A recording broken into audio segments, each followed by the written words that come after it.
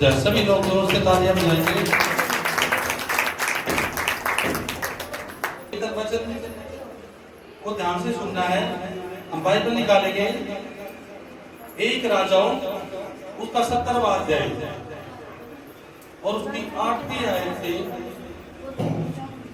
पढ़ा जाएगा और आप लोगों ने ध्यान से सुनना है। हालेलुया। आप लोगों को पता है प्रभु यीशु मसीह ने हमारे लिए कुर्बानी देकर जब जिंदा हुए तीसरे दिन, तो ये वो दिन चल रहे हैं परमेश्वर प्रभु यीशु ने हमारे लिए अपने आप को कुर्बान किया और जिंदा हुए तीसरे दिन, और 40 दिन तक प्रभु यीशु इस पृथ्वी के ऊपर रहे। अभी वो 40 दिन ये चल रहे हैं, प्रभु यीशु इस पृथ्वी के ऊपर है हम सभी लोगों के साथ। हालेलुया। तो जितना आप लोगों से आशीष ली जाए परमेश्वर प्रभु यीशु से, वो समय है जो भी आप परमेश्वर से मांगते हो, परमेश्वर इन 40 दिनों के अंदर आपको वो खुशियां, वो आशीष, वो बरकत देंगे जो आपने सोची भी नहीं थी कभी। इसलिए इन 40 दिनों में परमेश्वर की ओर बढ़ो, आत्मिक जीवन में उन्नति करो, प्रार्थना का जीवन अपना स्ट्रॉन्ग बनाओ। जितना आप प्रार्थना में बढ़ोगे परमेश्वर आपको उतनी आशीष देगा, उतने परमेश्वर के आप करीब जाओगे। और जब परमेश्वर आपको छुएगा तो कोई भी बीमारी, या जादू टोना हो, चाहे बीमारी हो, चाहे कर्जा हो, चाहे कुछ भी क्यों ना हो, जब परमेश्वर का आत्मा को छूएगा तो हर चीज से आजाद कर देगा परमेश्वर। हालेलुया। क्योंकि पवित्र वचन में लिखा हुआ है कि जहाँ पवित्र आत्मा होती है वहां स्वतंत्रता होती है। इसलिए अपने आप को पवित्र बनाओ, क्योंकि परमेश्वर पवित्र चीज को ही, पवित्र बर्तन को इस्तेमाल करता है। जब आप अपने आप को पवित्र बनाओगे तभी परमेश्वर आपको इस्तेमाल करेगा और अपना पवित्र आत्मा परमेश्वर आपको देगा। और जब परमेश्वर का आत्मा आपके अंदर होगा तो आपको किसी से कुछ मांगने की जरूरत नहीं है। परमेश्वर ऑटोमेटिक तुम्हारे मांगने से पहले आपको सब कुछ देगा। हालेलुया। तो ये 40 दिन बहुत महत्वपूर्ण है। 40 दिनों के अंदर तो यीशु पृथ्वी के ऊपर रहे और 40 दिन के बाद वो स्वर्ग में चले गए। उसके 10 दिन बाद पेंटिकोस्टल का दिन था। पेंटिकोस्टल के दिन परमेश्वर ने अपने पवित्र आत्मा को इस पृथ्वी के ऊपर भेजा ताकि हम लोग पवित्र आत्मा को पाए और पवित्र आत्मा के द्वारा हम चलाए जाए। हालेलुया। तो ये बहुत महत्वपूर्ण दिन है। हम एक इंसानों के लिए, हम विश्वासियों के लिए सबसे ज्यादा बहुत महत्वपूर्ण समय चल रहा है हमारे लिए। इस समय को बैठ मत जाने दो। इस समय में जितना हो सके उतना प्रार्थना में ध्यान दो, परमेश्वर की ओर बढ़ो, ताकि परमेश्वर आपको अपना पवित्र आत्मा दे सके। हालेलुया। तो पवित्र वचन में आज हम पढ़ते हैं, हम देखते हैं कि परमेश्वर ने हमें आज क्या सिखाने की कोशिश कर रहे हैं, क्या सिखाना चाहते हैं। इसलिए पवित्र वचन को ध्यान से सुनना है। आज का वचन जब आप सुनोगे तो परमेश्वर का आत्मा आप सभी से बोलेगा और बातचीत करेगा। हालेलुया। एक राजाओं उसका 70वां अध्याय उसकी 8वीं आयत में क्या लिखा है, ध्यान से सुनना आप लोगों ने। तब यहोवा का यह वचन उसके पास पहुंचा कि चलकर सिदोन के सारपत नगर में जाकर वहीं रहे। सुन, मैंने वहां की एक विधवा को तेरे खिलाने की आज्ञा दी है। ये किसकी बात कर रहे हैं? परमेश्वर बात कर रहे हैं एलिया की। एलिया कौन था?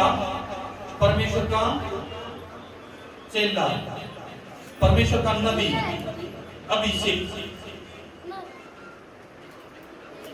ये वो एलिया है जिस नबी ने इस पृथ्वी के ऊपर सब कुछ चेंज कर दिया था, ये वो नबी है। हर एक इंसान इस पृथ्वी के ऊपर आए, लेकिन ये नबी उन्हीं में से है जो पृथ्वी पे आने के बाद वो मरा नहीं था, वो परमेश्वर ने स्वर्ग में जिंदा उठाया था। वो रूल रेगुलेशन जो परमेश्वर ने बनाए थे, इस परमेश्वर के दास के द्वारा, इसकी मेहनत के द्वारा, इसके विश्वास के द्वारा, और जो रिश्ता इसका परमेश्वर के साथ था, उसके द्वारा परमेश्वर ने इसको स्वर्ग में उठाया। बहुत गहरा परमेश्वर के दास का रिश्ता था परमेश्वर के साथ। परमेश्वर उस नबी को बोल रहे हैं कि तू कहां जा, सारपत नगर में। एलिया को परमेश्वर के दास को परमेश्वर ने क्या बोला, तू सारपत नगर में जा, वहां मैं तेरे लिए एक विधवा को खड़ा करूंगा जो तुम्हें तेरी हेल्प करेगी। क्योंकि इस समय जब हम पवित्र वचन को सुन रहे हैं, इससे पहले वहां पर बहुत बड़ा अकाल आया हुआ था।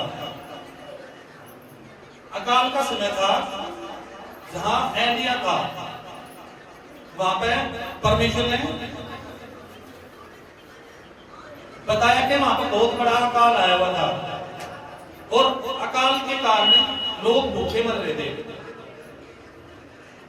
उनको खाने की भी परेशानी हो रही थी। तब परमेश्वर ने एलिया नबी को बोला, तू सारपत नगर में जा, वहां तुझे एक विधवा मिलेगी, उसको मैं तेरे खिलाने की आज्ञा दूंगा। हालेलुया। आज 10 क्या कहता है, सो वह वहां से चल दिया और सारपत को गया। नगर के फाटक के पास पहुंचकर उसने क्या देखा कि एक विधवा लड़की लकड़ी बीन रही है।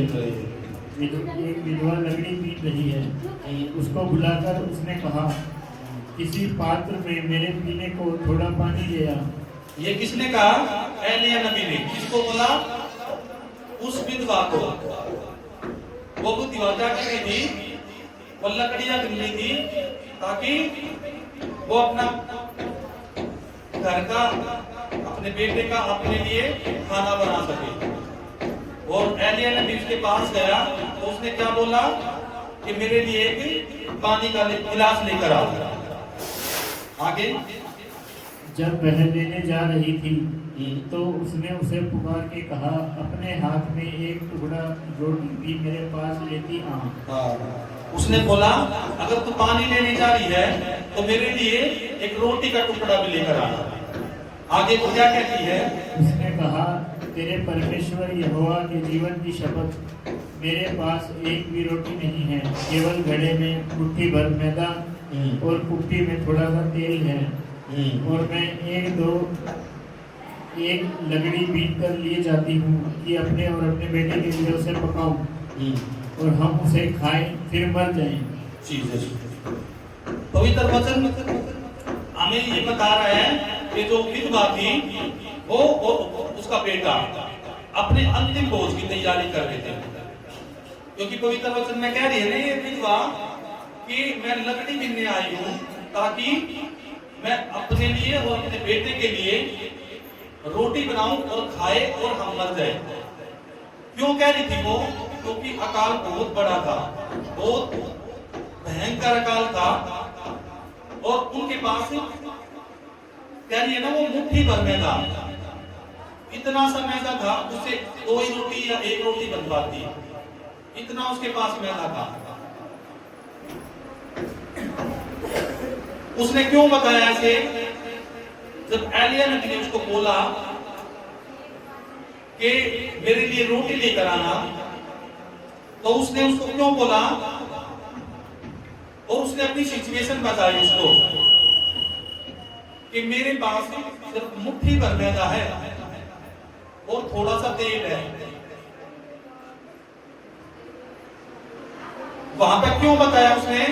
क्योंकि हम लोग जान सके, हम लोगों को बताने के लिए उस विधवा ने, परमेश्वर ने उस विधवा के द्वारा बताया कि उसके पास सिर्फ मुट्ठी भर मैदा था, जरा सा तेल था और अकाल था।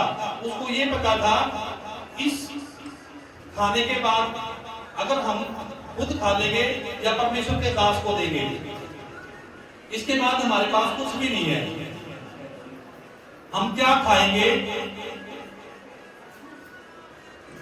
यहाँ पे इसलिए बताया क्योंकि हम जान सके कि परमेश्वर की सामर्थ क्या है। यहाँ पे उस विधवा ने बोला कि मेरे घर के अंदर जरा सा मैदा और जरा सा तेल है, हम इससे अपने लिए और अपने बेटे के लिए रोटी बनाएंगे, यानी कि वो अंतिम भोज, जो अपनी जिंदगी का अंतिम भोज है, उसकी तैयारी कर रहे थे ताकि वो उसको खाए और मर जाए। हालेलुया। और फिर क्या कहता है परमेश्वर का दास उसको? एलिया ने उससे कहा, मत डर, जाकर अपनी बात के अनुसार कर, परंतु पहले मेरे लिए एक छोटी सी रोटी बनाकर मेरे पास ले आ, फिर इसके बाद अपने और अपने बेटे के लिए बनाना। क्योंकि इस्राएल का परमेश्वर यहोवा यो कहता है कि जब तक यहोवा भूमि पर मेघ न बरसाएगा तब तक न तो उस घड़े का मैदा चुकेगा और न उस कुप्पी का तेल घटेगा। Jesus, hallelujah. यहाँ पे परमेश्वर के दास ने उसको क्या बोला कि तू मत डर, तुझे डरने की जरूरत नहीं है। उसने क्यों बोला ऐसा? क्योंकि उसने परमेश्वर के बारे में पता था, परमेश्वर की सामर्थ के बारे में उसको पता था। वो परमेश्वर के चमत्कारों को पहले देखता आया हुआ था, उसने बड़े बड़े चमत्कार देखे थे परमेश्वर के। इसलिए एलिया नबी ने उस विधवा को बोला कि तुझे डरने की जरूरत नहीं है, जब तू आज्ञा पालन करेगी, जो मैंने तुझे आज्ञा दी है, तो तू उस आज्ञा पालन को करेगी, न तो तेरी कुप्पी से तेल घटेगा और ना तेरा मैदा खत्म होगा। हालेलुया।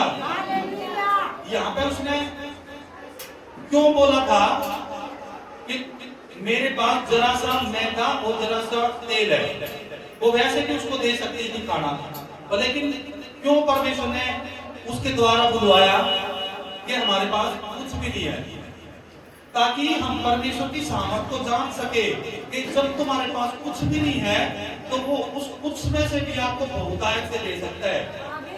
जब आपके पास परमेश्वर के लिए देने के लिए कुछ भी नहीं है,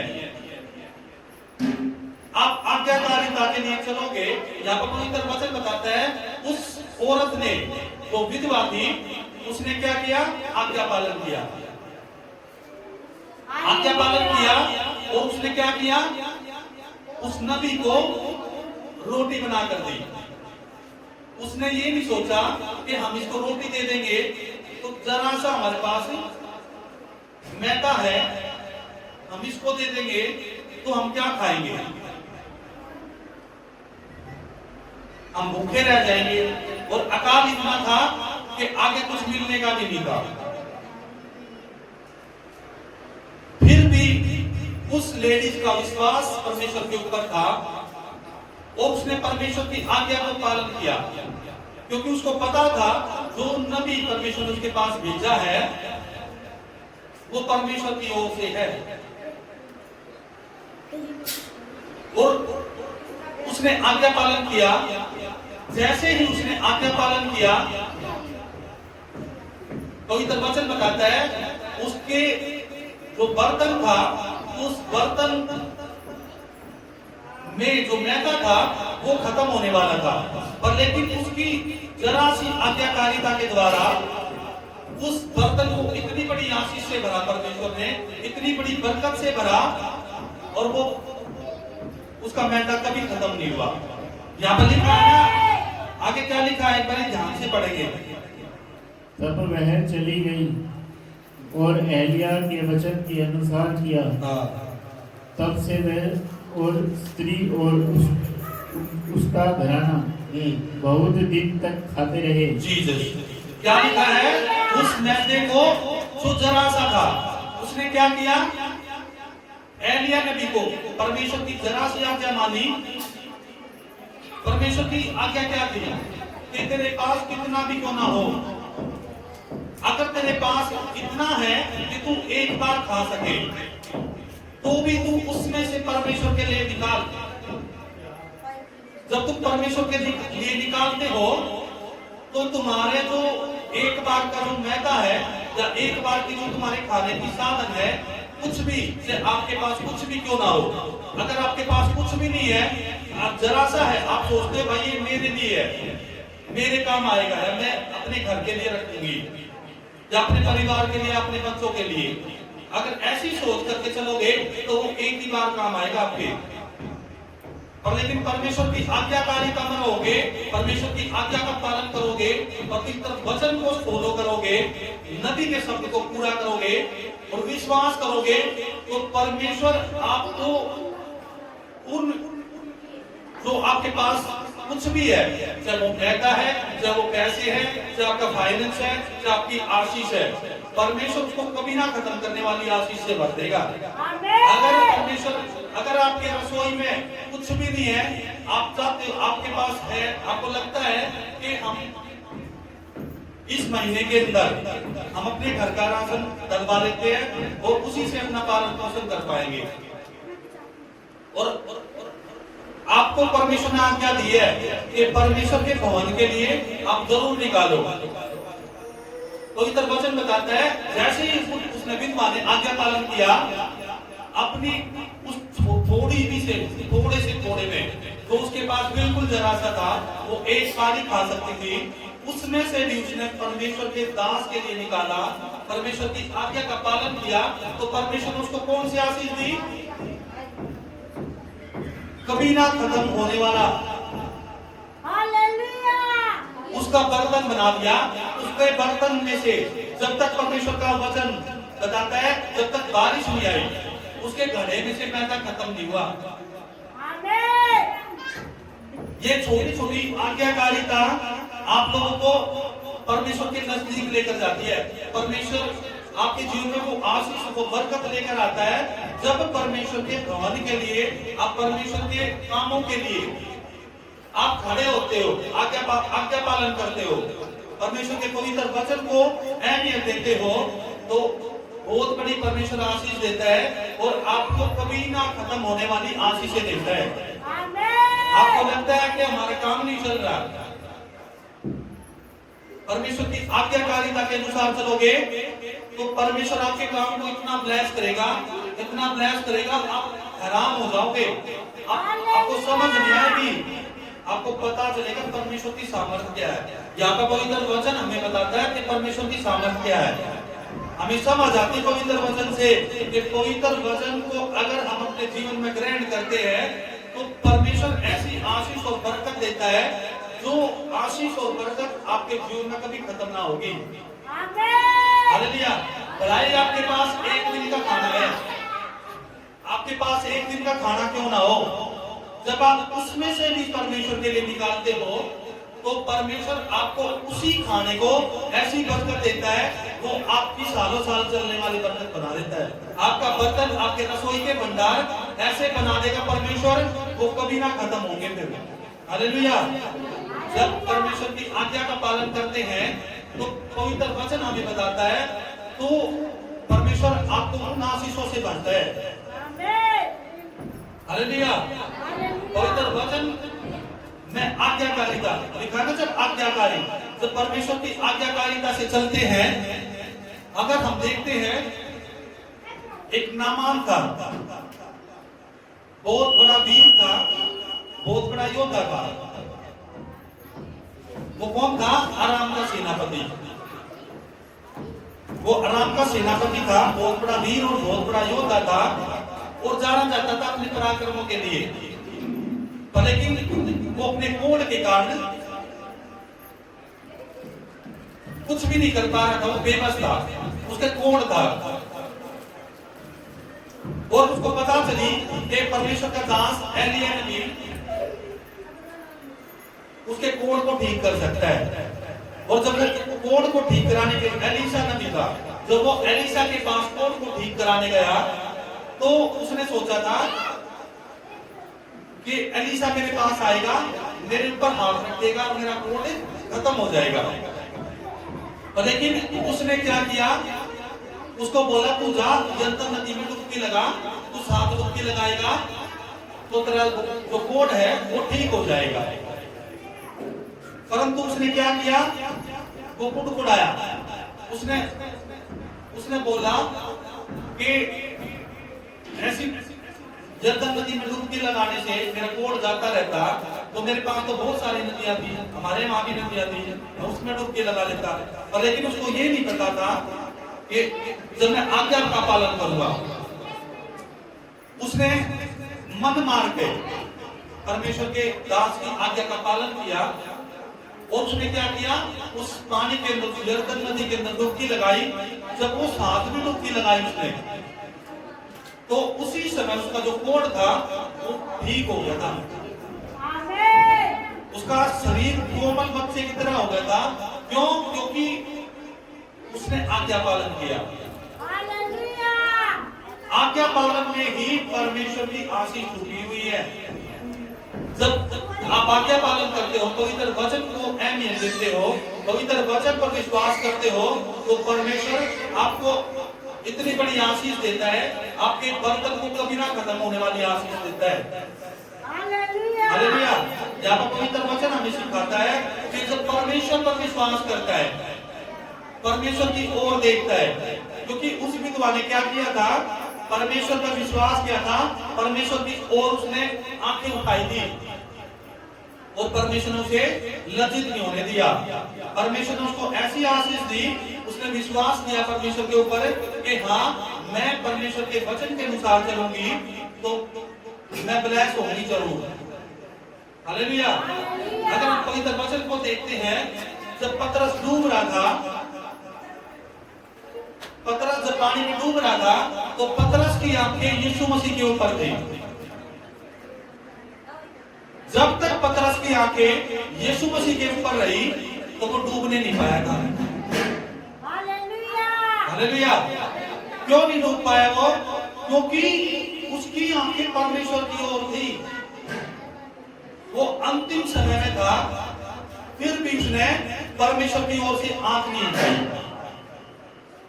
जब परमेश्वर ने देखा कि ये मेरी ओर ताक रहा है, यानी कि वो ये विश्वास कर रहा है कि मुझे परमेश्वर बचाएगा। जैसे ही उसने देखा परमेश्वर की ओर, उसने एक बार भी परमेश्वर की ओर से नजर नहीं हटाई थी। और परमेश्वर ने देखा इसकी नजर मेरी ओर है, इसका विश्वास क्या है कि परमेश्वर मुझे बचाएगा। और परमेश्वर ने उसको डूबने नहीं दिया। ध्यान रखना, जब तक आपकी नजर परमेश्वर की ओर होगी, से आपका कितना भी बड़ा क्यों ना संकट हो, आप डूबने पे क्यों ना हो, आप बिल्कुल अंतिम समय में क्यों ना हो, पवित्र वचन बताता है कि उस विधवा ने और उस बेटे ने, उसका जो बेटा था, वे क्या कह रहे थे, हम अपने अंतिम भोज की तैयारी कर रहे थे। वो यानी कि अपने जीवन का लास्ट खाना। क्या कह रही थी वो कह रही थी कि हम लकड़ियां बिन के अपना खाना बना के, हमारे पास थोड़ा सा मैदा और आटा है, उसको बना के आज का खाना खाएंगे और हम मर जाएंगे। ध्यान रखना, जब परमेश्वर की ओर तुम्हारी आंखें होंगी, परमेश्वर की ओर तुम्हारा ध्यान होगा, तब आपका अंतिम भोज भी परमेश्वर इतना ब्लेस कर देगा। उनको ऐसी आशीष और बरकत दी परमेश्वर ने, उनका लिखा है जब तक अकाल पड़ा, जब तक परमेश्वर का आटा होने का खत्म नहीं होने दिया। हालेलुया। पतरस डूब रहा था, पर लेकिन उसकी आंखें किसकी ओर थी? परमेश्वर की ओर। जब तक आपका विश्वास परमेश्वर की ओर होगा, तो यीशु के ऊपर आपका विश्वास होगा, आपका फेथ होगा, आपकी आंखें परमेश्वर की ओर से नहीं हटेगी, तब तक आपको कोई हरा नहीं सकता। आप बेशक मरने की कगार पर खड़े हो, बेशक आप मरने की कगार पर खड़े हो, पर लेकिन परमेश्वर आपको उस सिचुएशन से बाहर निकालेगा। हालेलुया। परमेश्वर आपको अकेला नहीं छोड़ता, परमेश्वर आपको हिलने नहीं देता। वो बिल्कुल भी आपको, आप कितने भी मुसीबत में क्यों ना हो, यहाँ पर पवित्र वचन बताता है कि उस विधवा ने विश्वास किया और वो लज्जित नहीं हुई, उसने आज्ञाकारिता की, उसने डर को दूर किया। उसके अंदर डर था, और लेकिन एलिया ने क्या बोला कि तू डर मत, तू परमेश्वर की सामर्थ्य पर विश्वास कर।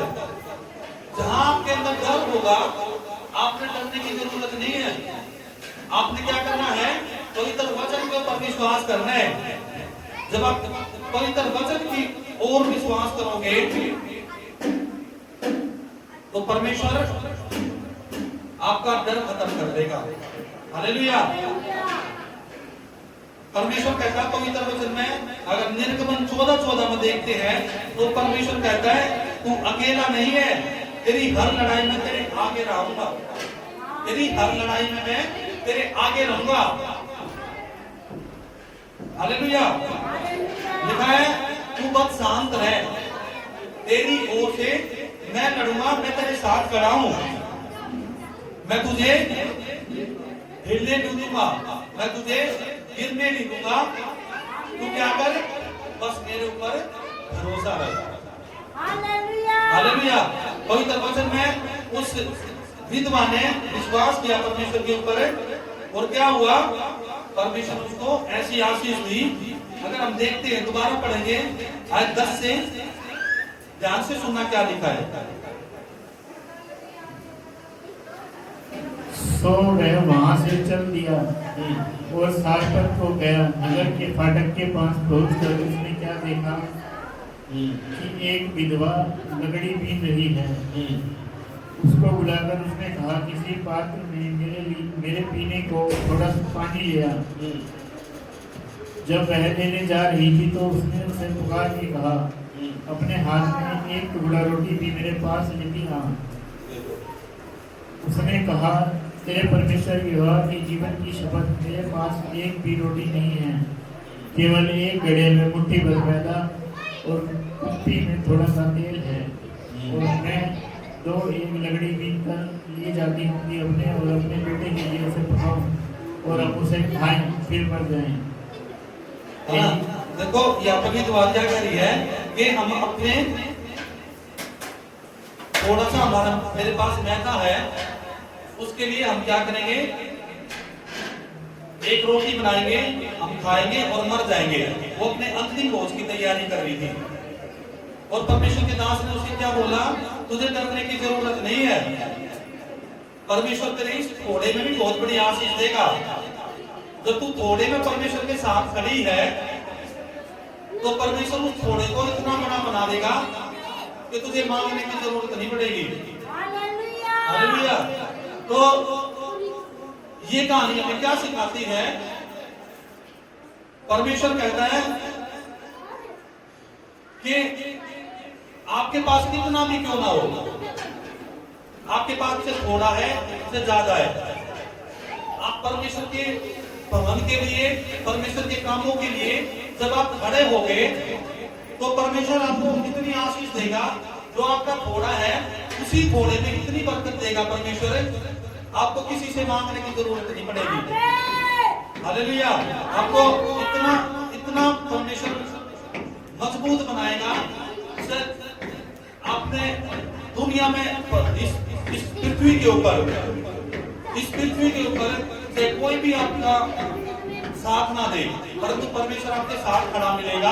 वो आपको हर मुसीबत से आपको बाहर निकालेगा, और आपके काम में, आपके घर में, आपके परिवार में इतनी आशीष और इतनी बरकत देगा, क्योंकि परमेश्वर कहता है तू परमेश्वर के ऊपर विश्वास कर। जब तू परमेश्वर के ऊपर विश्वास करेगा तो परमेश्वर तुझे आशीष और बरकत देगा, वो तेरे घर में कभी ना खत्म होने वाली वो बरकत देगा। हालेलुया। आपने क्या करना है, पवित्र वचन के अनुसार विश्वास करना परमेश्वर के ऊपर कि परमेश्वर के अंदर इतनी ताकत है, हम थोड़े से भी परमेश्वर के भवन के लिए खड़े होंगे तो परमेश्वर हमें उन आशीषों से भरेगा जो कभी ना खत्म होगी। हालेलुया।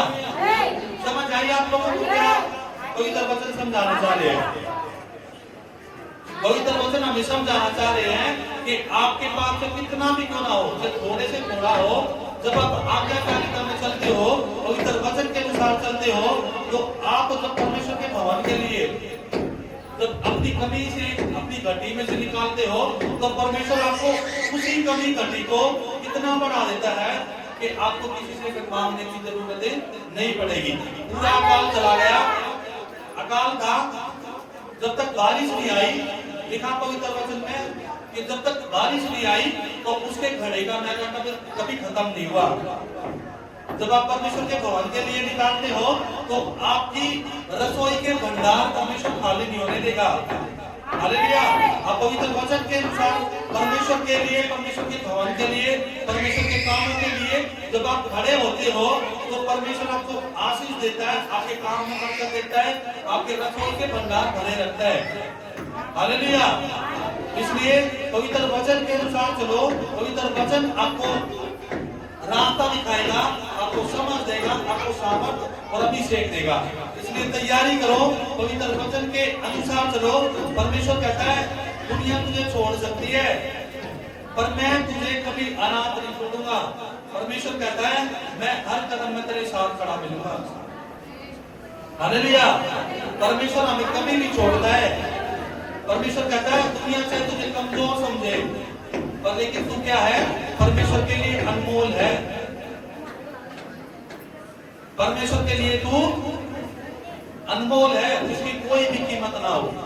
चाहे दुनिया के लिए तू कुछ भी क्यों ना हो पर लेकिन मेरे लिए तू अनमोल है। दुनिया तुझे छोड़ सकती है, परमेश्वर कहते हैं दुनिया तुझे छोड़ सकती है पर लेकिन मैं तुझे कभी नहीं छोड़ूंगा। मैं तेरे हर समय, हर कदम पे मैं तेरे साथ चलूंगा। अगर तू गिरेगा तो भी मैं तुझे खड़ा करूंगा। हालेलुया।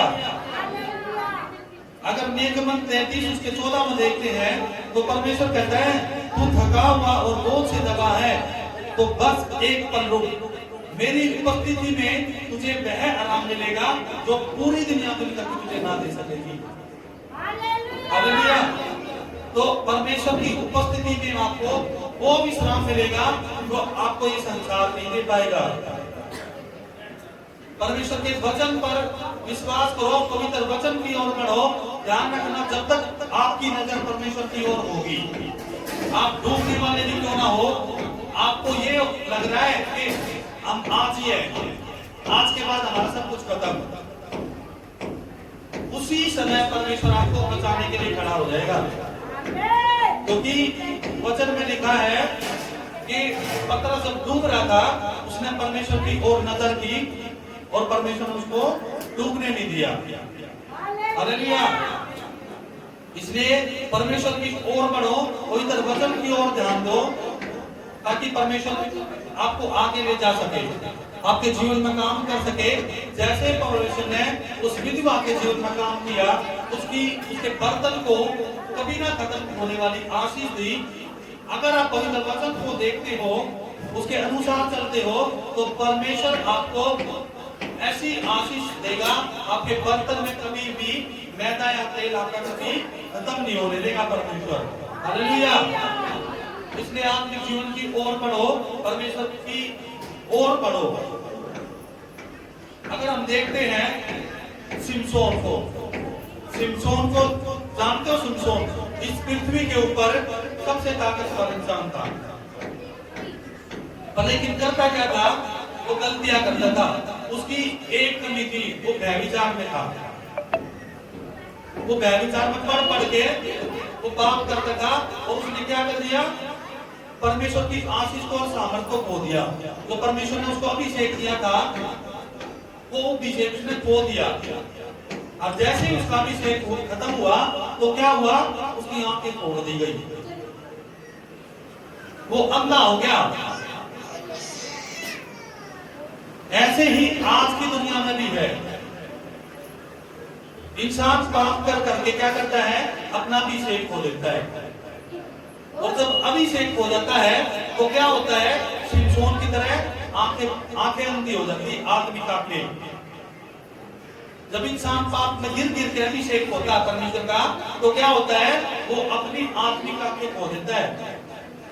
जैसे शिमशोन ने पाप में गिर गिर के अपनी आंखें खोई, वैसे ही इंसान भी पाप कर करके क्या करता है, अपनी आत्मिक आंखें खो देता है, अपना अभिषेक खो देता है। जैसे ही उसका अभिषेक होता है तो आत्मिक जीवन में क्या होता है, अंधा हो जाता है।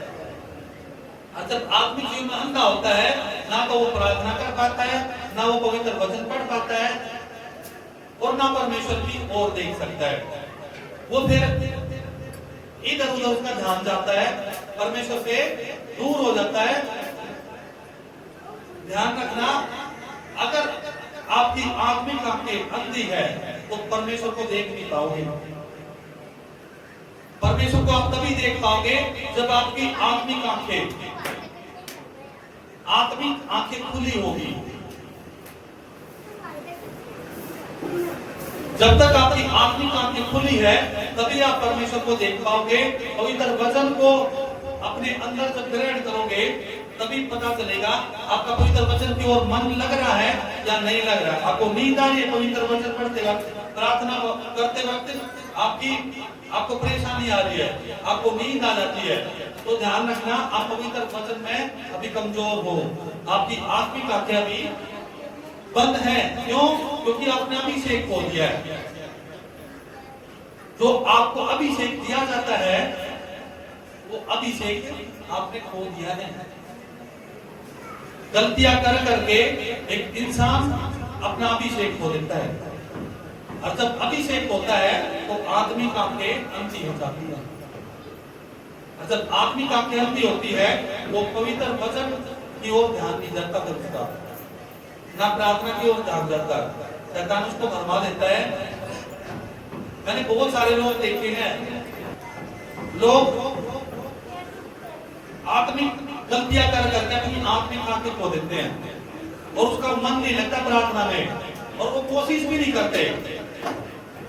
ध्यान रखना, अगर आपका मन प्रार्थना में नहीं लग रहा, आपका पवित्र वचन की ओर मन नहीं लग रहा, तो आपने वो बातें हल्के में नहीं ले ली है।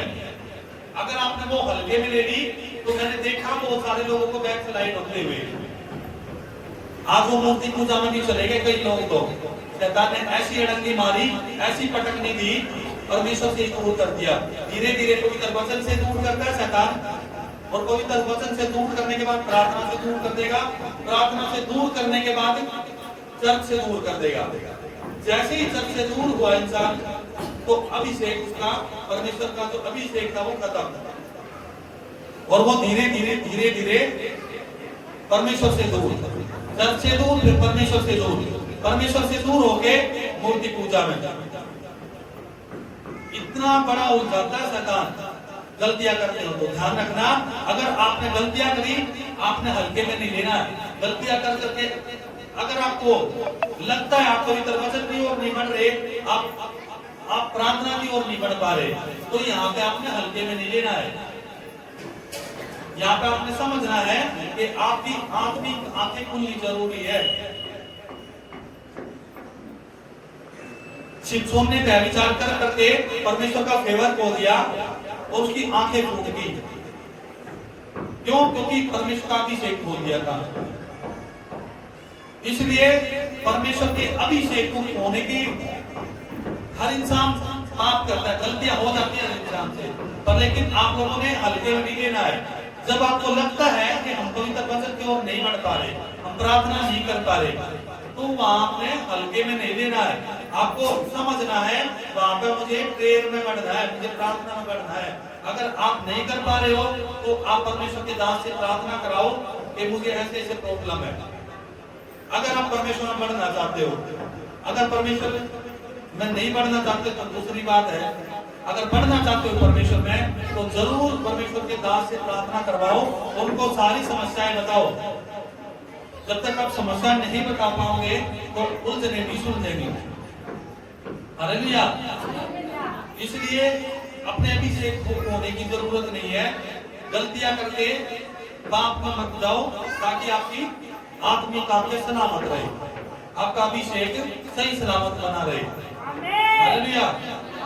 यहाँ पे आपने ध्यान रखना है, पवित्र वचन की ओर देखना है। आपने पवित्र वचन के अनुसार विधवा ने परमेश्वर के वचन के ऊपर विश्वास किया और परमेश्वर उसको लज्जित नहीं होने दिया। उसके बाद जरा सा था कुछ भी खाने को, थोड़ा सा था, लेकिन उसने अपने थोड़े से में भी परमेश्वर के दास को दिया, परमेश्वर को दिया, और परमेश्वर ने उसको उन आशीषों से भरा जो कभी ना खत्म होने वाली बरकत थी। जब आप अपने थोड़े से थोड़े में भी परमेश्वर के साथ खड़े होते हो, परमेश्वर के भवन के लिए आप खड़े होते हो, आप तैयार होते हो परमेश्वर के कामों के लिए, तो आपके थोड़े से में भी इतनी बरकत देगा परमेश्वर, वो कभी ना खत्म होने वाली आशीष और बरकत से भरेगा। हालेलुया। इसलिए आप लोगों ने तैयार रहना है। जब भी परमेश्वर के लिए आप लोगों को पवित्र वचन के अनुसार बताया जाता है, तो आपने ध्यान रखना है, अब परमेश्वर के वचन की ओर बढ़ना है, पवित्र वचन को फॉलो करना है, अहमियत देनी है, ताकि परमेश्वर आपको आशीष दे सके। हालेलुया। तो परमेश्वर आप सभी को बहुत सारी आशीष दे और परमेश्वर आपको पवित्र वचन के अनुसार चलाए। Hallelujah, hallelujah, hallelujah. तो यीशु मसीह की सभी लोग जोर से तालियां बजाएं।